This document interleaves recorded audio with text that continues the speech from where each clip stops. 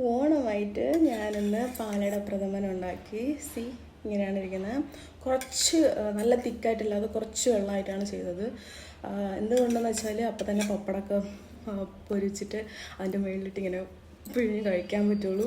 അപ്പോൾ ഞാനിപ്പോൾ ഇത് ഞാൻ പൂജയിൽ വെച്ചായിരുന്നു, സ്വാമിക്ക് വെച്ചായിരുന്നു. അപ്പോൾ അത് ഇപ്പോൾ എടുത്ത് കഴിക്കുകയാണ്. ഞാൻ കഴിച്ച് നോക്കാം എങ്ങനെയുണ്ടെന്ന്. ഓ മൈ ഗോഡ്, ഞാൻ തന്നെ അത് ഉണ്ടാക്കിയത്. ആദ്യമായിട്ടാണ് കേട്ടോ പാലട പ്രഥമൻ ഉണ്ടാക്കുന്നത്. അപ്പോൾ ഇപ്പം പിന്നെ ഒത്തിരി ഈസി വേ ഉണ്ടല്ലോ, അതുകൊണ്ട് വലിയ കുഴപ്പമൊന്നുമില്ല. എനിക്ക് ഭയങ്കരമായിട്ട് ഇഷ്ടപ്പെട്ടു. അപ്പോൾ എല്ലാവർക്കും ഹാപ്പി ഓണം. ഞാൻ എന്തായാലും ഇന്ന് സദ്യ കഴിക്കുന്നില്ല, പാലട പ്രഥമൻ മാത്രമേ കഴിക്കുന്നുള്ളൂ. ഉള്ളതുപോലെ ഓണം എന്നൊരു ചൊല്ലുണ്ട്. ഉള്ളതുപോലെ ഓണം എന്ന് പറയില്ലേ, അങ്ങനെ ഒരു ചൊല്ലുണ്ട് കേട്ടോ.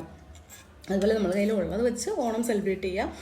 അപ്പം എന്താണ്, ഈ ഓണം നല്ലൊരു ഓണമായിട്ട് എല്ലാവർക്കും നല്ല ഹാപ്പിയസ്റ്റ് ഓണമായിട്ടിരിക്കട്ടെ. ഇന്ന് മാത്രമല്ല, ഇനി അടുത്ത ഓണം വരുന്നുണ്ട്. നമുക്ക് എല്ലാവരും സന്തോഷമായിട്ട് ഒരു ലൈഫിലേക്ക് അടുത്ത സ്റ്റെപ്പിലേക്ക് പോകണം എന്ന് തന്നെയാണ് എൻ്റെ ഒരു പ്രാർത്ഥന. അപ്പോൾ എല്ലാം നടക്കട്ടെ നല്ല രീതിയിൽ. എന്നാൽ ശരി, ഹാപ്പി ഓണം. എന്നാൽ പോയിട്ടെ എല്ലാം കളഞ്ഞു.